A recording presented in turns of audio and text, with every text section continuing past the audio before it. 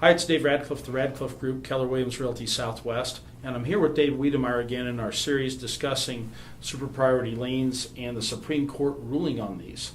And Dave, now we're talking about what happens now. And I'm hearing from lenders that some people say, well, maybe they won't lend in the state anymore. Maybe they'll require impound accounts like they do for taxes and insurance to be set up. Maybe it'll just plain cost more to loan in the state of Nevada.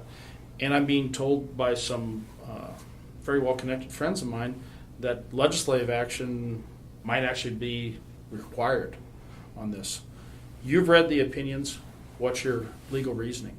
Well, I've heard a lot of the same things that you have. It's kind of counterintuitive. You would think, how can an HOA foreclose on the property and then it wipes away essentially wipes away the mortgages on the property? It's really counterintuitive, okay? But just let me be as brief and terse and direct on this as possible. Based upon the way that the law is written in the state of Nevada, it's a very well-reasoned opinion, okay? Like I said, seems counterintuitive, but it's actually very well-reasoned. And I don't disagree with you in the sense that, okay, what are the banks going to do? What are the lenders going to do? Somebody has to react to this because when you make a loan, when you make a mortgage, it's secured against something. That is your collateral. That is your security so you can get some of the money back, right? So if I'm a lender, I'm going, I don't have that security anymore. Or there's this giant loophole in it, or there's this other mechanism that can just pull that out from under me. There is a couple things that they can do. You mentioned impounds, like when you pay your taxes, your insurance, things like that. They could have an additional monthly thing where you just make your payment to your lender who then pays it to the HOA. Also, there's means of when the HOA does foreclose on the property, they actually have to provide notice to all the people that have recorded liens against it. So like Wells Fargo or whoever, Wells Fargo, B of A, it doesn't matter who the lender is, they receive notice that there's a foreclosure and they have a chance to come in and step in and pay that off and protect their collateral, okay? But they just haven't because it's cost prohibitive to them. Imagine if you're a lender and you have 2,000 properties in Nevada and no one's paid not only the mortgage but the HOA dues on it. You want to start shelling out dough left and right to try to do this. I mean, they're essentially on the sidelines being subsidized by these HOA foreclosures. But like you said, in terms of legislative action, I would have a tendency to agree with you. Obviously business has to be done. Business has to be done in a manner that people can tolerate the risk. And if these things if the HOA situation isn't going to be addressed, it would be probably a deterrent for a lot of lenders to come into the state. But they're big and powerful entities. They'll probably have some influence.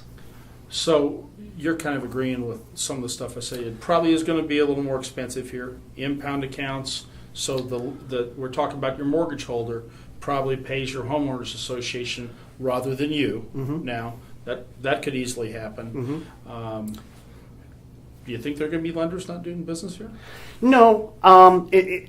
They can't afford not to do business here, but it's just cost of doing business. Just like if you were in different states, and no matter what industry you're in, the laws vary to a certain degree. And if you're competitive and you're skilled at whatever you do, you're going to react to it so you can make sure that you're competitive, that you can still make money, that you can still move forward and be successful at what you do. But they're just going to, when I say they, the lenders, the servicers, they're going to have to come up with some practical workarounds for this right now until or if or when there's a legislative fix for it. Making it clear, if you will. We're going to be watching this closely for you. This won't be the last video on point.